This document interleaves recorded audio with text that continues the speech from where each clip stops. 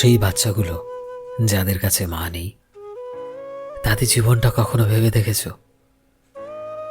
সে কাঁদলে কে তার মাথায় হাত বুলিয়ে দেয়, তার জ্বর এলে কে তার মাথায় জলপট্টি দিয়ে দেয়।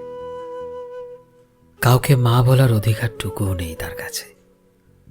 মা ছাড়া জীবনটা কেমন চলে এটা তাদের জিজ্ঞেস করো, যারা চাইলেও পাবে না কাউকে মা বলে ডাকতে।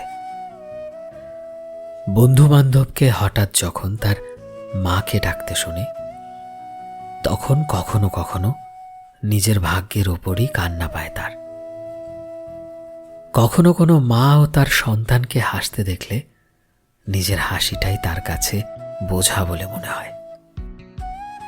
কেউ জিজ্ঞেস করলে তারা বলে তো দেয় অভ্যাস হয়ে গেছে, কিন্তু সত্যি এটাই, এই কষ্টের অভ্যেস কখনোই হয় না।